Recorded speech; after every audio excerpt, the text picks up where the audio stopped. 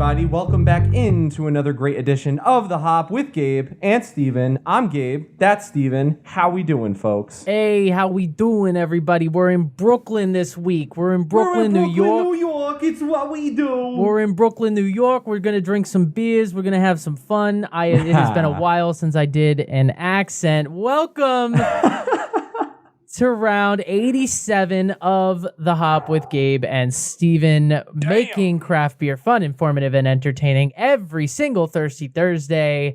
And this week, we're doing it in the city of New York. What are we drinking, Gabe? We are drinking Other Half Brewing Company out of Brooklyn. They've got a dope new location that we've definitely talked about. We're very excited to talk about it again some more.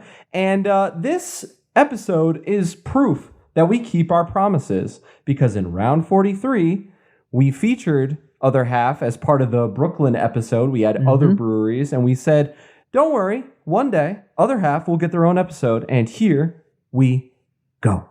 So we got Other Half out of Brooklyn, and we're very excited for it. And if you haven't listened to that, you still can. It's still there. It's in your feed. Just scroll back up or scroll back down, however your podcast app is set up. And it's round 43, as Gabe said.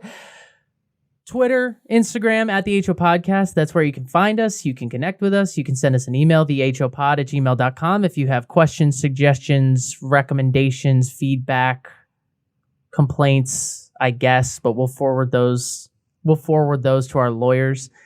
You can find us on Instagram, our personals. I am at Shakes Beerist. Gabe is at Gaberade67. It's right there on the screen if you forget. Which brings me to my next point. We are a video podcast. We're available on YouTube. You can find us. Just search for the Hop of Craft Beer Podcast. Once you found us, you could subscribe. That would be great. You could click the bell. You'll get notified whenever we post an episode or go live or whatever we choose to do. You will be one of the first people to know. Gabe and I will know first, and then our extensive team will know, and then you will know after. It's like a domino effect, but yeah. It makes sense.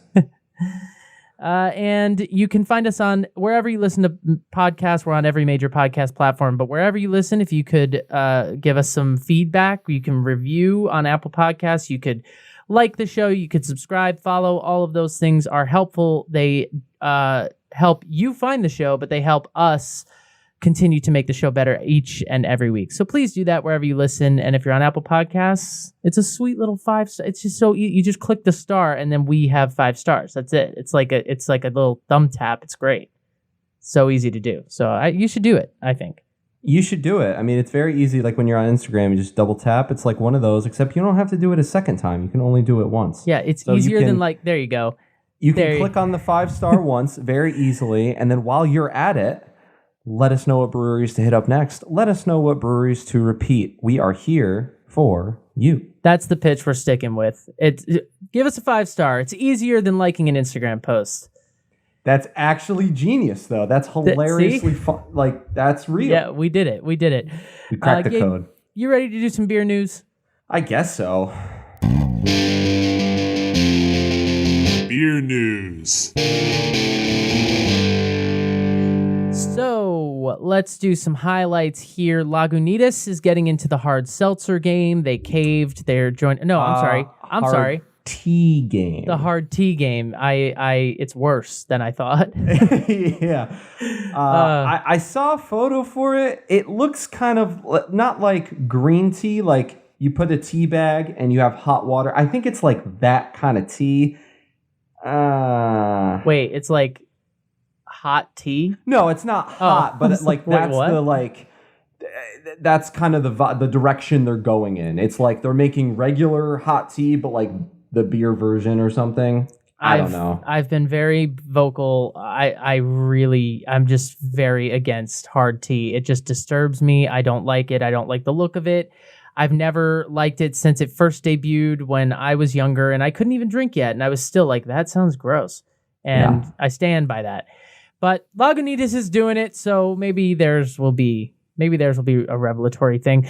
More and more pumpkin beers to look out for. It's happening. It's here. We're here, including Two Roads, Mary's Baby, Gabe's fave, I got it. I went to the brewery, grabbed a 6-pack. We in here. Let's get it. And also one that was released this past week, Odyssey Beer Works Fluffy Pumpkin Toasted Marshmallow Pumpkin Porter. Holy hell. I don't know where Odyssey Beer Works is. I read that and I said I need to say those words in that order. Fluffy Pumpkin Toasted Marshmallow Pumpkin Porter. Woo! Damn. Bang. And favorite of our show, good friends of our show, I guess. We are big fans. They may not know that, but White Lion Brewing Company out of Springfield, Mass. They're brewing a beer for the National Basketball Hall of Fame, which is really cool. And I just wanted to shout that out. I wonder how Mike Breen feels about that. Bang! Exclamation point! That makes sense. I would love nothing more for when they like cut the ribbon on the production line. They have him saying that, but this is crazy. Big basketball fan. I will do what I can to get my hands on this beer because I would love to. I don't even know if it's going to be a good beer, but who cares? It's for the Basketball Hall of Fame. It sounds dope. And has White Lion let us down yet? The answer is definitely not. Yeah, no. Absolutely not. We have been to their new space. It looks dope. They just had the grand opening of it, which we haven't been since. But I love White Lion, big fans of them, and highly recommend checking them out in any capacity. But now they're brewing a beer with the National Basketball Hall of Fame. That's really cool. Add it to the list. Our first story. All right, Wink is a new cannabis seltzer that I am about to have some fun with. But it's a cannabis seltzer, THC seltzer. And they've got an innovative solution to the production issues that tend to plague cannabis seltzer that I am intrigued by. They've created a mobile production site. So basically, weed water, as we like to call it, cannabis seltzer, is a tricky thing to produce for a lot of reasons. There are dosing issues. Does it work? Does it work fast enough? Because who wants to drink a seltzer and then feel something 8 hours later? All of these things are issues that people that produce these drinks have to kind of cope with. But the biggest one is the lack of federal legality. Marijuana is not legal on a federal level, and that causes a problem getting a product distributed across state lines. Well, the co-founders of the new brand, Wink, that's WYNK, their names are Casey Parzik, Angus Rittenberg, and Sean Sheehan, and they have come up with this solution, which is basically to produce it on a truck. So they have apparently years of experience in the engineering field.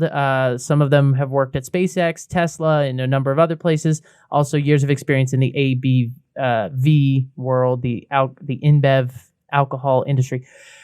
Anyway, they designed it. It's an 18-wheeler. They're producing their drink on it, and they're calling it the Wink Wagon. I am obsessed. I am obsessed. I love this. They're calling it the Wink Wagon. WYNK. Look out for it. So basically, they're going to take it to different places. They're going to produce the stuff there, and then they could just distribute it locally wherever they are. In an interview with Brewbound, one of the founders, Angus Rittenberg, he said, "We've made the capital investment to create a pain-free manufacturing experience for processors. We bring a lean team of experts and engineers with the truck to oversee the process of creating Wink in states where cannabis is legal, and then we partner with local processors who provide the cannabis and distributors who help us get the product to dispensaries within those states." So states where seltzer is legal, Wink is coming to a dispensary near you. Where seltzer is legal? So I feel like seltzer is legal everywhere. Is that what I said? Whoops. Yeah, you know what I meant. But you can. I know what you meant. Listen, say what you want about whether you partake in this or not. This is a brilliant business plan. I mean, it really is. It's hard really to argue. Entrepreneurial, smart. Yeah. It's just innovative. It's really cool. And I don't know what someday the hop is going to go wild and crazy. And we've done mead, we've done cider, we've done seltzer. We're going to have a THC episode at some point. We're going to have Why not? I'm a little nervous for that, but sure. Hey, me too. But I think it's worth promising to the people. But you can look on, if you use one of those sites like Leafly or Weed Maps or whatever, if you look on those things, you can find where they're coming or where they distribute near you. So if you're interested in this, check out Wink with a Y. Check out that Wink wagon. Wink. Moving right along in the news and notes, there's a Brewfest coming up. Hopefully, we hope it's legit. But right now, there is a plan to get this started in Fort Lauderdale in Florida. This is the Female Brew Fest. The event is called a craft beer festival for all beer lovers, men included. But the festival is not just about serving beers. This festival is a platform highlighting and featuring female beer experts and brewers in the beer industry, offering an opportunity to attendees to learn about and taste the different types of beers brewed by them. This is something that is super cool, I feel like it is on the newer side, unless I'm just ignorant and I don't know about it beforehand. But it sounds really awesome, to really... what do we say? We're always talking about inclusionary, and, to get more females involved in the brewing scene is incredible, and we're really excited for it. This event is going to be held September 18th of this year, so coming up very soon from 1 to 5 p.m. Now, another thing that's really cool is there are a lot of participating breweries. Cigar City Brewing, who we had, just to name a few, Wolf Branch Brewing, Isla Morada Beer Company, Tarpon River Brewing. I swear I can read. Seamless, effortless. Yeah. Funky Buddha Brewery. So much more. The list goes on and on and on. You can check out the website. It is literally just femalebrewfest.com. Another thing we did have to mention that Stephen brought up, thank you for this, this beercation. Who doesn't want to go on a beercation? Oh, dude, all I see is a picture, and it really doesn't mean anything. It's just a picture of somebody's pool, but holy shit, it just made me want to buy this. So for this event, you can get this Beercation Package starting at $300. Holy crap, it's $300. I gotta be honest, it's kind of worth it. Yeah, it is. Package includes one night in a king or double bed room, 2 general admission tickets, 2 good bar koozies, 2 welcome beers upon arrival. That doesn't happen a lot. That's incredible. That's great. Additional amenities, 2 bottles of water replenished daily yoga classes at 8 a.m. on the day. Ooh, 8 a.m. Oof. Okay, moving right along. Is that required? Yeah, right. That better that's be a optional. punishment. Get into downward dog right now. If we it's take that out, can it be $250? Can we refund that part of it? 2 beach chairs, bottled water on the beach, boogie boards, bike rental, 2 per person, full pool service area with towels, beach toys, Wi-Fi, yada, yada, yada. The point is you can make a night out of this. If you want to just go to the event, go for it, support the females in the brewing industry and these local breweries, but also you can make a little beercation out of it. And it sounds worth it to me. And I'm a stickler when it comes to money, but that sounds worth it to me. Yeah, it's you could spend $2.99 for a night in a hotel and not get any of the other things you just listed. So it's definitely worth it. And most importantly, as Gabe kind of mentioned, it's worth shouting this out because the beer industry needs this after the summer we've been through.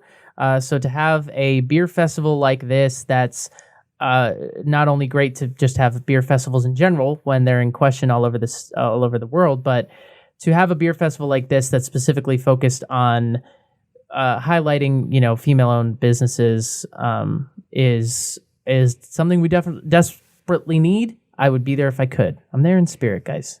Full support. And again, I don't know if this is just the ignorance in me talking. I don't know if this has happened before. If it is the first time to happen, great, welcome. Let's make this an annual thing. If it's not the first time to happen, we'll look out. We'll keep an eye on the lookout for future ones. But this is sweet. This is dope.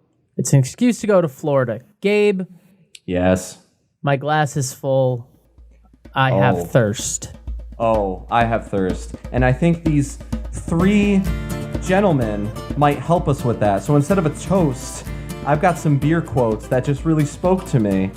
And I feel like they'll get us in the mood for drinking. Love it.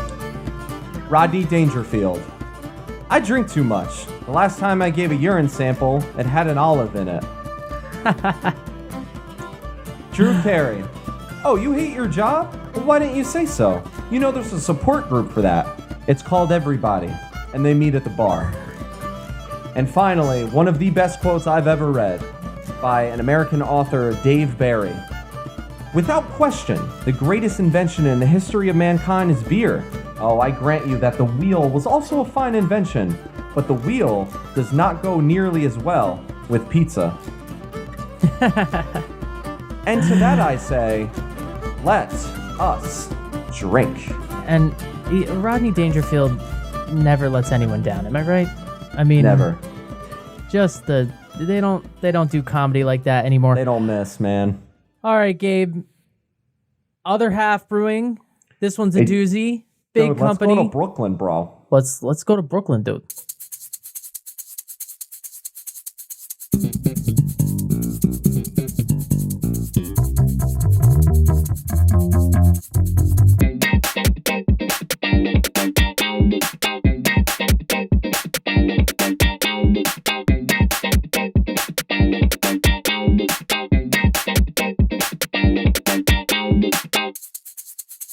We just both turned into our old superintendent.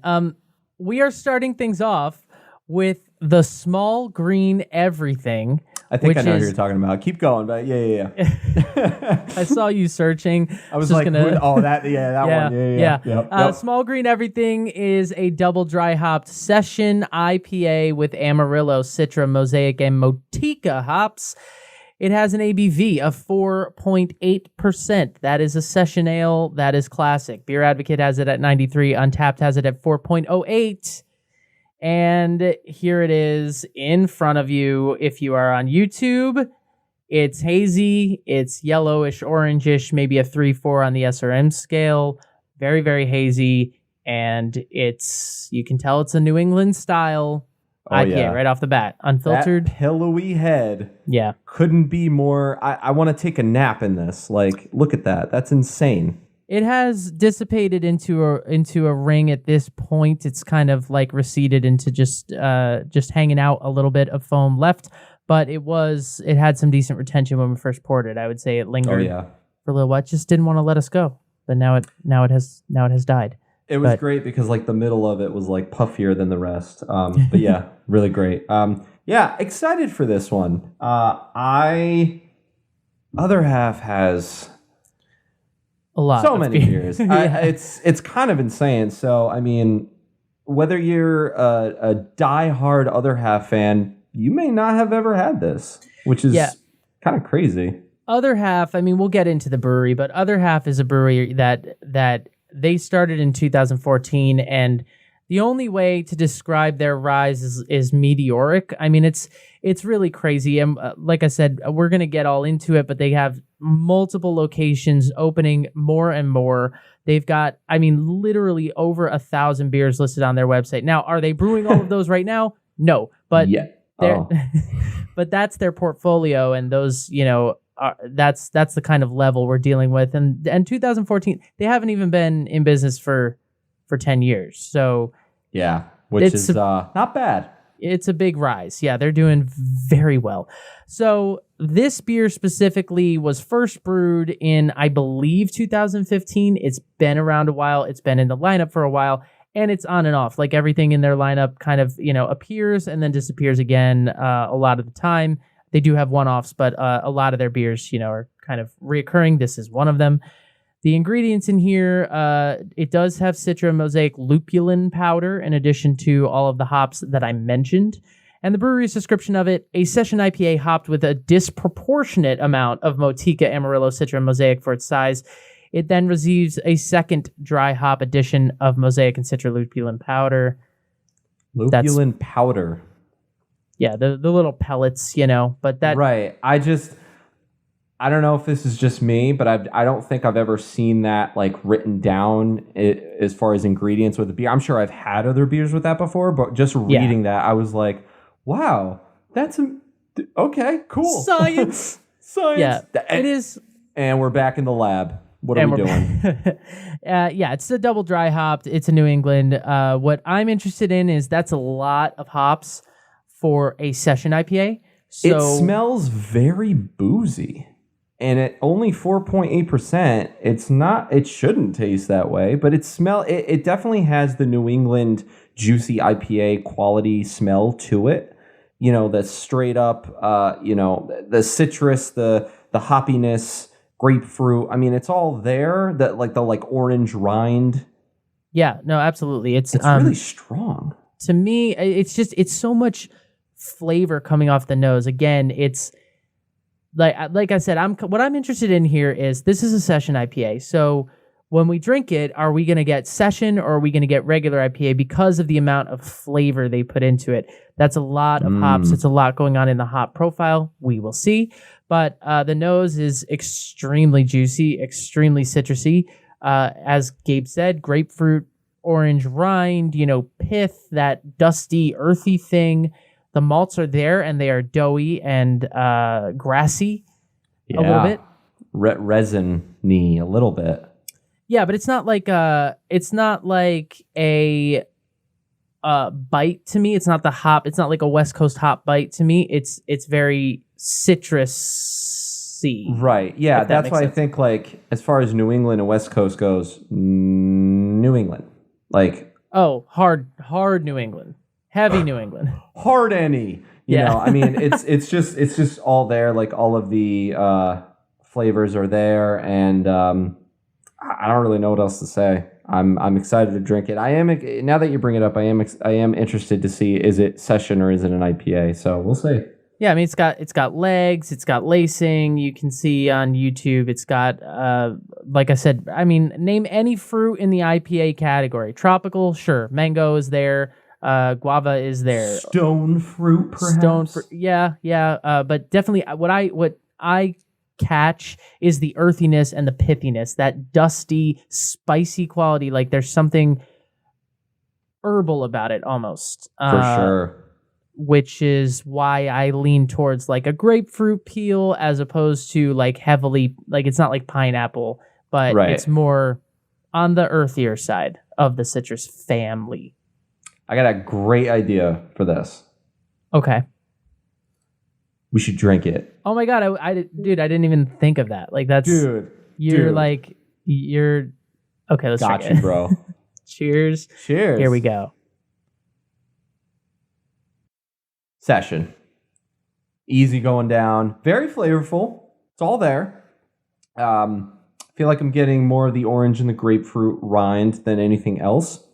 But there's other things in there. But very easy going down. A little creamy, soft, fluffy, like that kind of genre going down. Not a lot of back end bitterness, which is okay with me because there's more flavor. But yeah, should we just have a chugging match? Like, oh yeah, this is, I mean, if you are going to drink a session IPA, which admittedly definitely not my favorite style because Steven likes a little booze, but if you're going to drink a session IPA, this is about as good as you're ever going to have one because they tend to be a little flavorless to me. They can, I'm thinking of like, not to throw them under the bus, but here we go. Founders All Day IPA. Cheap, 15-pack for like $12. Great reason to buy it, but it's a little flavorless, to be honest. That's one of those like great for a barbecue, you're not really thinking about it beers. Yes, and you get, and like I said, a lot of bang for your buck, but it's a little flavorless. But this is, I agree with you. It is, I was thinking it would lean more towards IPA than session IPA, and I don't think it does. It's really easy to drink. It definitely does not have a lot of hop bite. There's almost no bitterness. There's some, but it's subtle. Yeah. But there is so much juiciness to it. There's so much of that lemon lime thing. The grapefruit is there, and the malts are definitely present, a little spicy, a little doughy, giving it balance. It's grassy in the back of your throat. Definitely has that, everything we got on the nose comes through. That herbal quality is there. The vegetal almost quality is there. Yeah. But fuck, it's easy to drink. This is so weird because I feel like this is the first time we on the show, but also just me personally, have had a beer like this, where it smells like a New England juicy IPA, it kind of tastes like a New England juicy IPA, but it doesn't feel like a New England juicy IPA. Like, I feel like if this were a person and they showed it to the party, like they showed it to the party and they like lost their shoes. Like, they don't have their shoes, and it's like, dude, where are your shoes? And it's like, oh man, I don't know where they are. Whatever, I'm just gonna stay at the party. And it's like, all right, he doesn't have shoes on. Is the hop? But who are the shoes in this analogy? The hop bite. Okay. Yeah, well, I mean, the thing about a juicy New England is it tends to not have a hop bite, and that's why That's why I'm a little tired of them, if I'm being honest. But this is a good one, and I think, like I said, session IPA-wise, it's about as good as you're going to find it being done, because they packed so much flavor into it with the double dry hopping and all that stuff. That second round of dry hopping is where that dusty thing almost, like, there's something about it, and it's not just this beer, and it's not a flaw in this beer, it's just this, it's a stylistic thing. It is pretty much every time, where, like, when you go to swallow it, you almost want to cough or something. It's almost like, is that something, like, it's the unfiltered nature of it, really, is what I'm saying. Right. Yeah, and I feel like if you're not used to that, that could be really unsettling, but once you realize, hey, it's not going to hurt you, no, it's fine. You'll get over it. It's just what I mean when I say spicy. It's like, when I say spicy, Right. what I'm talking about is there's a little, like, kick in the back of your throat as it goes down. And that is what happens when you do that second round of dry hopping after the fact. I think this is for the people that I really want, like, the New England juicy style. I really like that, but I got to get up at 6 a.m. tomorrow for work. Boom. Because you'll get all of that, but it's not too strong, and it won't leave you hungy-overy. And I do, so I'm glad that. Yeah. So I'm glad. Yeah, and like you said, the back end is dry. Little bit of lingering flavor, but not much bite lingering behind it all. Super crushable, barbecue, outdoors, or I have an early morning. Very easy to drink, and yeah, good carbonation, good mouthfeel. I wouldn't call it creamy. I might call it maybe soft is the word I would use. Yeah. But it's not think, thick, yeah. you know? No, not at all. I think it's creamy just based off of the back end notes that I'm getting. But yeah, soft is like, that's perfectly correct. I mean, it is what it is. And but the flavor's really strong. It's so weird. They literally just took a New England juicy IPA that could easily be 7-8%, and they just took the ABV and just went just dialed it down. Just dialed it down. Yeah. And they said, "Here you go. We're calling it the small green everything." And I love that they called it small green everything, because hop wise, it's like you kind of put everything in this beer. There's a lot of hops in here. That a lot makes of different sense. kind of hops. I don't know if that's why. I just that's what came to my head. I mean, it makes sense. I don't know. But let's talk about the brewery. Yeah, so I mentioned it before. They were founded in 2014 by Sam Richardson, Matt Monahan, and Andrew Berman. And their mission was pretty simple from their website. It was to create beers that they want to drink from a company that they want to be a part of. And that's been their guiding force ever since. They are, they are New York. They're New York through and through. Their main tap room is in Brooklyn, and that is the tap room that you see behind me. This is their main Red Hook original tap room. They have since opened another one in Domino Park, which we've talked about. That's the newest one. My Lord, do those just Google image search other half brewery Domino Park. Yeah. My God. And apparently there's a new mini golf course over there too. So you can go get some other half beers, go play a round of drunk mini golf, and have a wonderful time with your friends. It's this new building. It's right on the water, and they have a small pilot system in there where they can do small batch stuff. Right. But that's not all. They also have a spot up in the Finger Lakes, which is near and dear to my heart because I went to college up in upstate New York. So They have a farmhouse brewery up there with this huge, like, I think it's like 3-4 acres of land that they have up there, and it's That got makes a tap sense room. because it's like farming up there, right? Yeah, there's a lot of that, but the Finger Lakes are a big winery region, but there's great breweries up there as well. So they have a location up there, and then they have a location in DC, which is really cool. It's like this outdoor space, and just announced last month they're coming to Philly, and we talked about that too. I think when it was announced, but guys, I mean, 5 tap rooms in 6 years. That's ridiculous. That's not bad. Hey, listen, when they've made the sales they have from the beers they've made, it makes all the sense. I mean, they're just expanding off as much as they could, and really great. As we mentioned earlier, they were a part of our earlier round 43. We called it Brooklyn, BKLYN, where we had 3 different breweries, and we drank one of their other offerings. It was a pale ale. Yeah. And, we really loved this brewery. We kept wanting to come back to it. We had these beers, and we were like, all right, when's the right time? And so here we are. But yeah, pumped. Thank you to Sam. Thank you to Matt. Thank you to Andrew. They say that they believe local breweries play an important role in their communities. We agree. Which is why they partner with other like-minded brewers. They do a lot of brewery collabs. If you look on their website, so they have, every brewery does, but they have a section on their website that says our beers, and if you go there, there's a filter option, and you're going to want to use that because if you just look at them all, you're looking at 1,153 beers as of this recording. So and that is no joke. That's a lot of many beers. But going back to the collab thing you mentioned, when you see this little logo, for those of you not on YouTube, it's the little, the other half. It's like a logo, chain link. Yeah. The chain link, but it's 2 O's. When you see that on it, that's how you know. And I see that logo everywhere. So. But the point I was making with the beer filter thing is you can search that for a beer, but you can also search by style, availability, beer traits, ingredients. But one of the big things that one of the filtering options is Collaborators, and they have a list of it goes on and on. Magic Rock, HBO, that we'll deal with that later. HBO.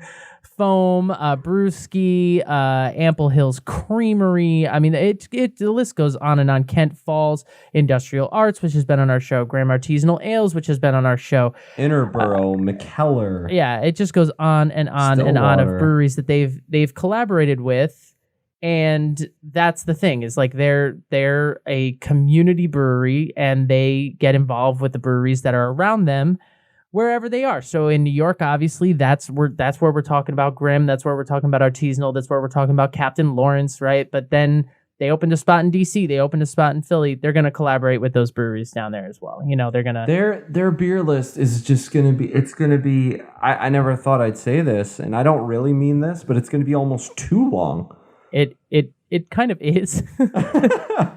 If I'm being honest. What are we going to do? Like I said, it's 1,153 beers as of today. So it really, the only way to go at it if you're looking for something is to look for something specific or to filter. But they have so many, their logo is pretty iconic. You can spot their beers a mile away. And some of them, like the Liquid Gems is a perfect example. It's a triple IPA that I have seen a lot of places, and when you see it, you want to. I mean, we had it down in Baltimore. I was just about to say, that's the can with the green gems on it. Yeah. Yes, you see it, and you're just you immediately start drooling, and you want to go drink it, and that's what we did. Yeah, hey, listen, I don't need a reason to go to Brooklyn, but this is a perfect one. If that, come to New York. Their beers are literally everywhere. Steven needs a reason, and he has one. The new location, new beers, new collabs, mini golf, a day in the sun. What more could Brooklyn, you ask for? it's not. I don't mean to shit on Brooklyn, but it got cool since I moved away. When I lived there, it was not fun. It's all your fault. That's what you did. I wanted to mention a quote from the company, which I really liked. I apologize, I don't remember what publication I read this in, but they just said the craft beer industry is often made up of sameness, predictable styles, formulaic taprooms, and a homogenous culture. Some of it is good and some of it is not so good. Either way, we are not that. And I love that. I love that for so many reasons. I love that beer-wise. I love that just brewery culture-wise, given everything that we've talked about for the last, since our show started. I mean, I love it very much. So I just wanted to say that quote because I feel it represents this brewery and who they are and who they want to be as an identity. Yeah, man, it's really cool. Hey, bring yourself to your beers. It's what they're doing every day. They're masters at it. I'll say that. And we have another beer to drink. And we do. This one, I'm shaking in my boots. Yeah. Do you want to offer any final thoughts on the session here? Perfect session. I'll say it. Fight me. I think it's a perfect session. I think it's everything you want in a session minus the ABV, and that's kind of the point. I think it's great for many different occasions, events, seasons. I don't think it's season specific. I think it's, I got to get up for work tomorrow, or you know what? It's hot out. I don't want something too alcoholic. I don't want to feel groggy. Yeah. 4.8. It's easy. It's flavorful. It's tasteful. It gets the job done. I couldn't have said it better myself. I've said it before and I'll say it again. This is as good as a session IPA can ever be done if session IPAs are your thing. Session IPAs definitely have a place, and they are not my favorite beer style. I said that. But like you said, sometimes you got reasons you don't want to be drinking the beer we're about to drink. So you have a session IPA, and this one is flavorful, and you don't feel like you're compromising anything. And just when you wake up in the morning, you just won't be hungover. And that's never a bad thing. So it's preferred to not be hungover in the morning. Drink water. Which sounds like a perfect segue into the triple IPA we're about to drink. So, oops. Y'all ready for this? Let's do it. And here it is. For those of you who know Other Half, you know what we're about to get into. This is the Enhance Your Mind Imperial IPA. It is coming in at a whopping, behemoth, extraordinary 10%. Beer Advocate gave it a 93. Untapped gave it a 4.31. The brewery describes it as, this triple is packed with Mosaic, Citra, Simcoe, Motica, Citra Syro, and Simcoe Syro. Cryo. And Cryo. I pronounced it wrong. I am so sorry. I haven't even started drinking it yet. Oh my God, what's going to happen now? I feel like, Cryo. As an aside, cryo hops are... whenever I see that, I immediately get excited because it's... I don't know science. Like, I can't tell you exactly how it works, but it's basically, it's concentrated hop bitterness. That's what it is. And so, the lupulin pellets that we had in the first one add an earthiness, a spiciness, all that stuff. These cryo hops, it's concentrated bittering oil, basically. It's like, I think of it as, and I don't know if they actually do this, but I think of it as if you freeze a fruit, and then you put it in a smoothie, like the juice is so much more concentrated because it is frozen, right? Yeah. I don't know if that's what they do with this, but that's my association. And so think of it that way. It's high in like the acids and the bittering agents that make it super bitter, and it adds a whole lot of bitter bite flavor, and that's what Steven likes, and so I love it. It's exciting. Keep going. Go ahead. I can get on board with that. That sounds pretty sexy to me. And here she is. But yeah, that is dope. Yeah, definitely on like the darkened. Hey, nice. The darkened orange. I feel like I shouldn't show this color. glass on camera because I may or may not have stolen it from a restaurant. It might be definitive. I don't know, but it's a glass that says beer bar on it, and I'm a big fan of it. But it's speaking of sexy, this beer is sexy in the glass. It's darker than the last one. I would say on the SRM chart, it's more towards 10 to 13. 10. Yeah, it's orange amber. The last one was a sort of pale straw yellow. This one is amber. Comparison for those of you on YouTube. And even the foam is, the last one, the foam was, I would say, like an ivory white. This is like an eggshell color almost. It has a slight tint of tan or orange. And it had a nice head retention when I first poured it. Now it's just about a ring around the glass, which is fine. And off the first smell, remember earlier when we said, like, hey, maybe you have to get up super early and you don't want to be hungover. Yeah, it's time to panic.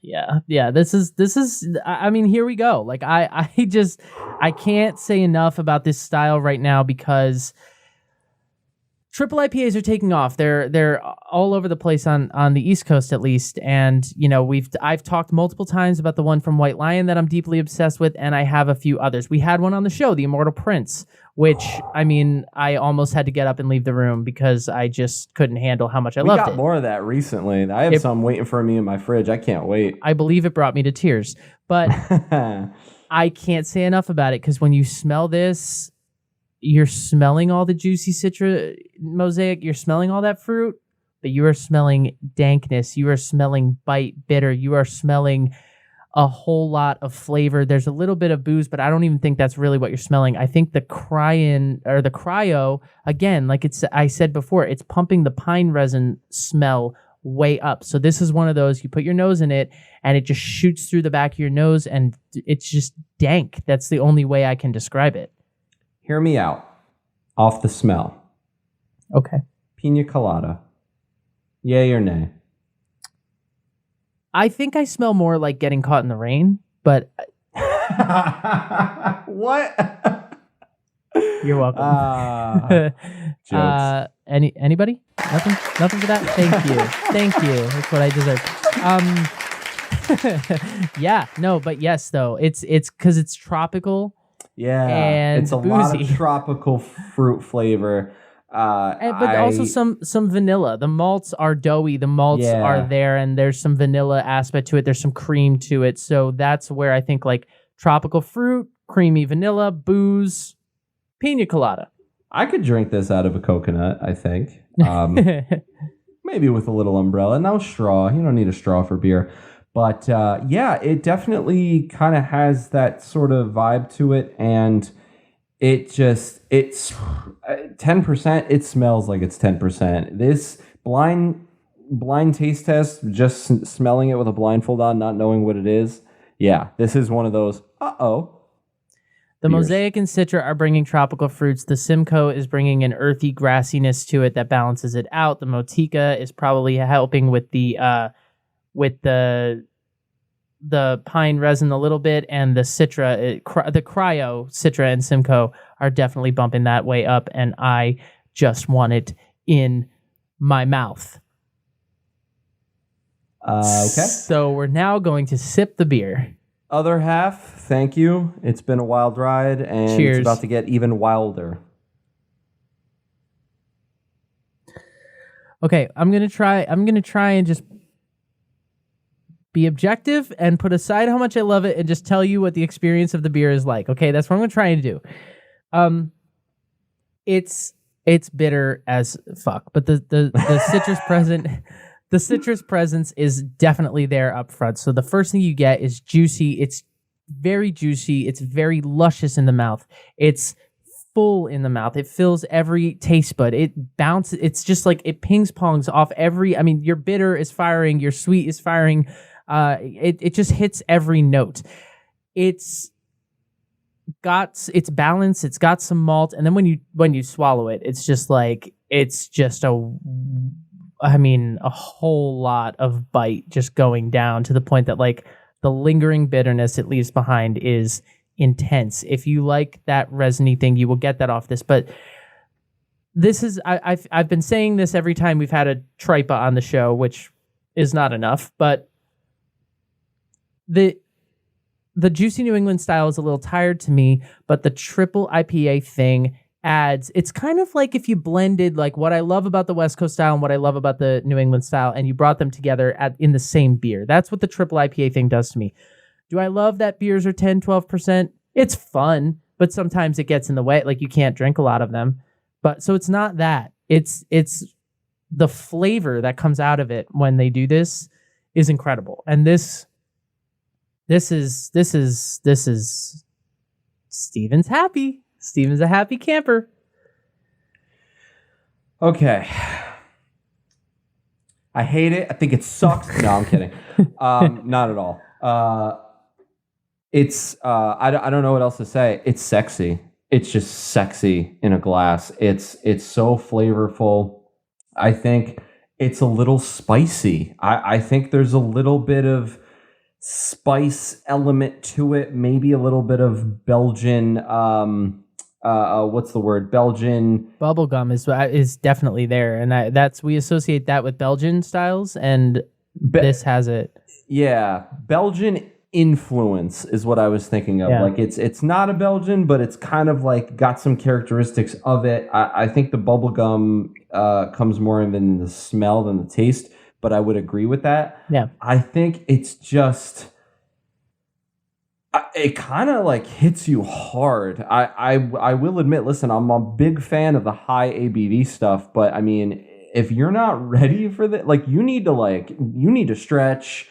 You need to pray to whoever, and you need to ask the universe to grant you the time to enjoy this beer without anything going wrong. I think you really need to give attention. This beer demands attention, plain and simple. It's a Tripa. Oh my God. I'm going to be drinking it for the next 3 hours. It's creamy. It's boozy. The booze is there on the mouthfeel for sure. I was prepared to call it dangerous. I think the booze is more present in this than it has been in some of the other tripas that we've had. Yeah, I don't think it's dangerous. I think it is what it is. It tells you exactly what it is. Yeah, I don't think it's hiding from anything. Yeah. And one beer advocate user referred to it as liquid velvet, and I like that. Yeah, I like that too. I like that very much. I think the hop varieties really play off of each other. I would say it's light to medium carbonated. I'm not getting a whole lot of bitterness. I'm getting more dank flavor. And I think, to be honest, I'm just going to say it, I think the ABV is kind of getting in the way of any bitterness that I may be experiencing. But that could be just me. I don't know if that's what you're experiencing. Well, for me, the bitterness is on the back end. Like, even after I swallow it, what lingers in my mouth is just like, bitter. I mean, it's like it's just really firing on like the back of my palate. Also, just as an aside, this beer has legs for days. This beer is 5'11" and it's wearing a bikini, and it's legs. It's just all legs. It's all you see as it walks down the street. This beer legs for days. Yeah. It makes no sense for us to rank these beers. Because of our preferences, but they're both really well made. They're both really well balanced. I don't have a negative word to say about them, and it's just part of a larger thing with them. I mean, the Liquid Gems is another one that Gabe and I already mentioned. It's another Tripa, and it's kind of very similar to this. And IPAs is like one of their main things, but they do a lot of them there, and they do them really well. Yeah, it will enhance your mind because you're going to be wasted, but in the best way possible. And with that, we have to move on to the part of the show where I disappear.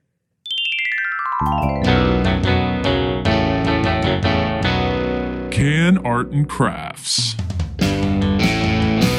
Yeah, Can Arts and Crafts. As always, we're going to go in order, starting with the small green everything. I would describe this as green screen green. Steven can't hold it up because it will literally disappear. But that's all you get. You just get the solid green, lime green coloring with the words small green everything. Not a lot going on. But then it's balanced out. Oh, the beer's falling. It's balanced out by the Enhance Your Mind, which is just a trippy, I don't even know how to describe this. It bounces off the light with reflective light. It's kind of rainbow style. It's got stripes. The Enhance Your Mind lettering is that Instagram filter where it's red and blue. IG heads will know what I'm talking about, but it really is really cool.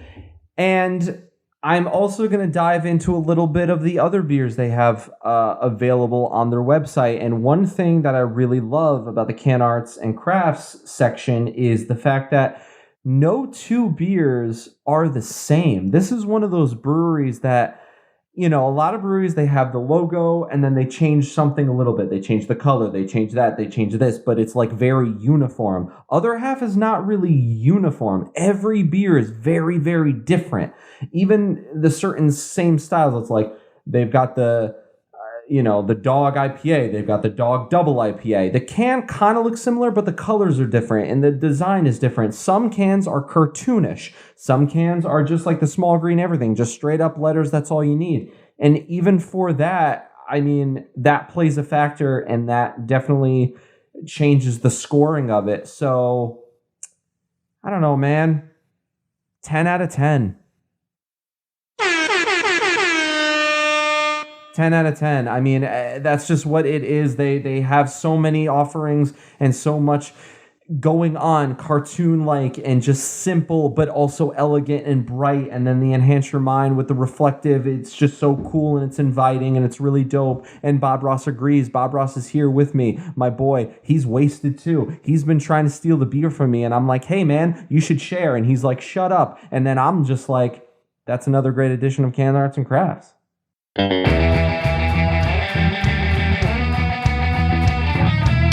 I mentioned the filtering options when you're looking at their beers. One of the filters... Yeah, you're going to need them. And one of the filters that they have is ingredients. And if you open that up, it's got aging method. And that is in and of itself just breathtaking because you can filter by like Tahitian vanilla, whiskey barrel, Willet bourbon barrels. And if you filter with some of those options, some of the beers that will pop up for you is something like the Candy from Strangers silver version, Imperial Stout, which is an Imperial Stout with a bourbon barrel aged Imperial Stout as its base, originally brewed for a Halloween thing, aged for a year in bourbon and Willet barrels, and then conditioned on pecans and vanilla. And while I don't usually support any kind of nuts, I will give it to pecans. And wow, it's a big day. Mike. Bang! Exclamation point! If it was Mike peanuts, I would have backed off that. To make sure. Yeah, I mean, we just don't have the time to talk about all their stuff. They have all different stuff. Use the filters. Going off of what Steven said about ingredients, I looked up the red wine. I clicked on red wine, and there were 5 options. I mean, they have all this different stuff. The first thing that came out to me was the Italian clap, and it is a Pilsner Kolsch beer, and it's got the clapping emoji, and it's in Italian colors, and that made me very happy and warm inside. And so is that there was one a type of the first... Is there like a specific clap that Italians do? Because I thought of something else, if I'm being very honest. Okay, it's not that. No, I don't think so. I think it's just clap. They're just clapping. Yeah, so there's no difference beer. between an Italian clap and the regular clap, which means this might be the other kind of clap. Hey, how you doing? Yeah, it's Vinny. I don't know. Probably not. But they have so many things. They've got dope barley wines. Check them out. They're so awesome. Other half has, when we say something for everyone, we mean it this time. They got sours, they got barrel-aged stuff, they got IPAs, they just recently got into the seltzer game too. We didn't mention that, but this past summer they debuted their OH2 seltzer line. Do you see what they did there? Because they brew them at the Dominic Park location. They're all 5% ABV and they're all 120 calories or less. So if that's your thing, they have that for you too. They have skinny. They have something for everyone. Gabe? Yeah. Thank you, other half. We have. You're welcome. We have one last thing to do. Okay.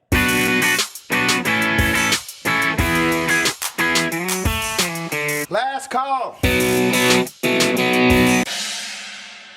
it away, buddy. Sexually frustrated sea snakes. All right, with that, we'll see thank you guys you, everybody. next week.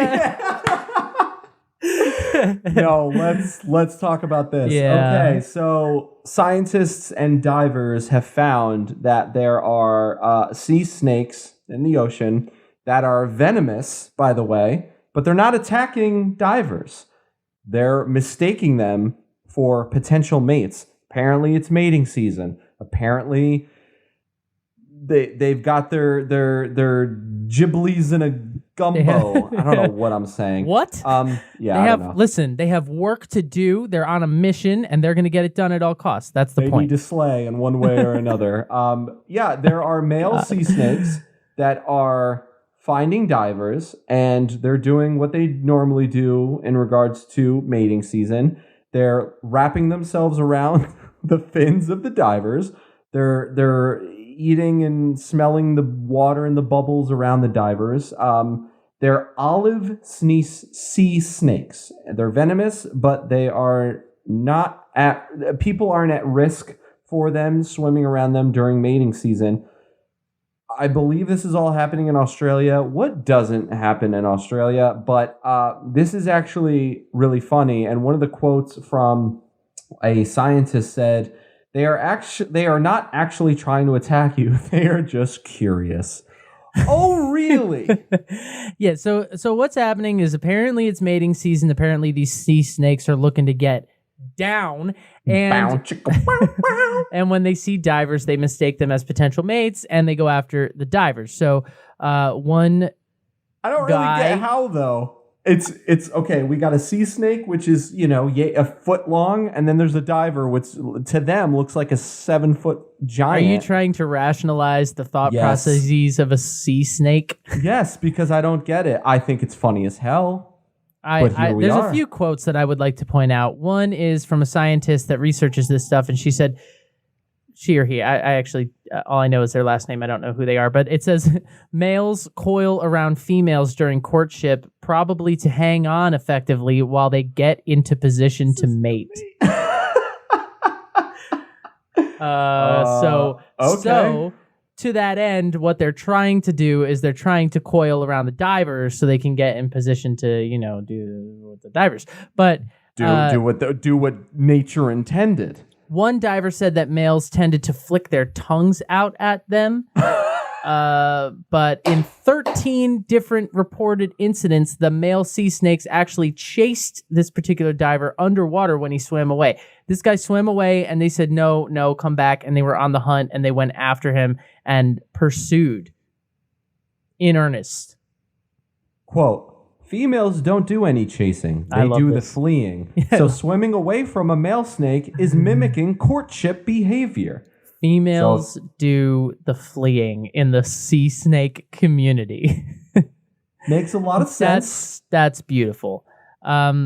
Yeah, I just think it's... And then another quote that said, they frantically search for a female if they lose touch with the first one. Yeah. Like, damn, y'all needy, huh? They frantically search. Frantically being the key word. I feel like that's how most of New Yorkers are. This comes to us from the Mirror, because British news tends to be funnier than American news. And I don't know how many times this needs to happen before it becomes worth writing a news story about, but somebody did a study, and researchers analyzed 158 interactions, reported interactions. That means that 158 times this happened, and the diver came back, and instead of just being like, that was weird, they wrote it down, they went to their journals, they called somebody 158 times. Listen, I just hope they bought them dinner first, at least. I mean, maybe take them to a movie. I mean, These sea snakes are like, listen, it's They're baby like, make. The animal kingdom. How much? What's their lifespan? Probably not long. They're like, listen, we got to do this now. I'm about to die in 10 minutes. It's true though. It's the animal kingdom. Like Gabe and I have watched enough nature documentaries late at night in New York City, and it's all about instinct. They just do what they have a job to do, and they're going to get it done at all costs. Apparently, I didn't know they were apparently lethal. Which I mean, that's I can what's understand disturbing about it is like swimming away. But like, if a male sea snake came up to me, I'd be like, "Get me out of here!" It's just like, no, he's just trying to cuddle and whisper sweet nothings in your ear. I'd love to cuddle with you, you adorable little horny snake, but you could kill me, so we have a problem. They are just curious. I bet Mr. or Mrs. Scientist. Aren't we all, honestly? But Isn't because that the males can't tell the difference between female snakes and scuba divers, it can lead to some comical interaction. How can you not tell the difference? They again? don't You're look alike. you're trying to speak rationally to a snake. It's fun. I just think it's funny to have this viewpoint. I would say the proportion of our listenership that is sea snakes is on the lower side. Like if I broke down the analytics of everyone that listens to this podcast, my guess is it would be less than humans. So we can call them stupid and we won't be offending anyone. They're stupid. Unless there's like a sea snake enthusiast listening right now. Hey, you son of a bitch. Yeah, That's my life's work. We get an email tomorrow from this guy named Jerry who's like, let me just tell you. Jerry, we apologize ahead of time. thehopod@gmail.com is where you can find us. And if we get that email, we will read it on the air and yes. Yes, we will. And insert commentary in the middle of it. Guys, males are very aroused and active while looking for girlfriends. Yes, they are. Yes, that's a direct they are. quote. All right, let's stop. Let's get out of here. Thank you guys for joining us. Oh my God. All right, we have to go. We'll be back next week. We always are back next week. Guys, Other Half Brewing Company, they have if you didn't like the 2 beers we drank today, they have literally more than 1,000 other options for you. Woof. And they're available widely. You can get them all over the place. And if you're on the East Coast, you can visit them in DC, Philly, the Finger Lakes, Brooklyn, or Brooklyn. So I highly recommend that you do that. And we will be back with something else in the future. Stay safe, drink good beer, say something nice, love each other. Peace out, guys. Have a great week.